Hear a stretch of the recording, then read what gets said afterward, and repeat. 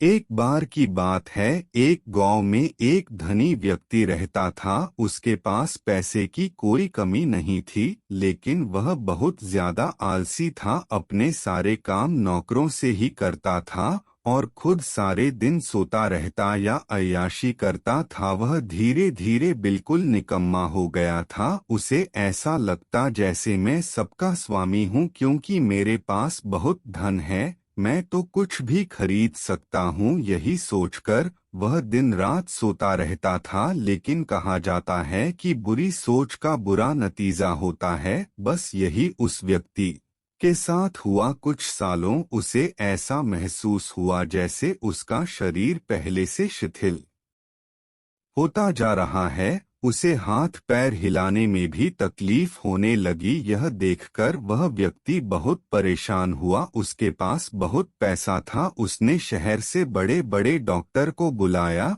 और खूब पैसा खर्च किया, लेकिन उसका शरीर ठीक नहीं हो पाया। वह बहुत दुखी रहने लगा। एक बार उस गांव से एक साधु गुजर रहे थे। उन्होंने उस व्यक्ति की बीमारी के बारे में सुना, सो उन्होंने सेठ के नौकर से कहा कि वह उसकी बीमारी का इलाज कर सकते हैं। यह सुनकर नौकर सेठ के पास गया और साधु के बारे में सब कुछ बताया। अब सेठ ने तुरंत साधु को अपने यहाँ बुलवाया, लेकिन साधु ने कहा कि वह सेठ के पास नहीं आएंगे। अगर सेठ को ठीक होना है तो वह स्वयं यहाँ चलकर आए। सेठ बहुत परेशान हो गया, क्योंकि वो असहाय था और चल फिर नहीं पता था। लेकिन जब साधु आने को तैयार नहीं हुए तो हिम्मत करके बड़ी मुश्किल से साधु से मिलने पहुँचे, पर साधु वहाँ थे ही नहीं। सेठ दुखी मन से वापस आ गया।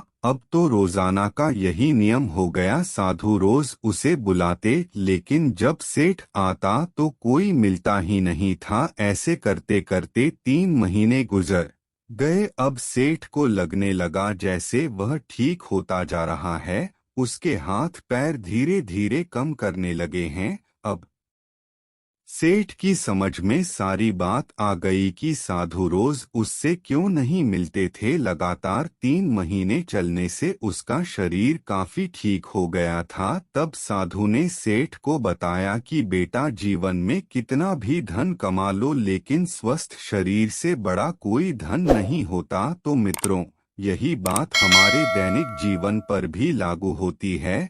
पैसा कितना भी कमा लो, लेकिन स्वस्थ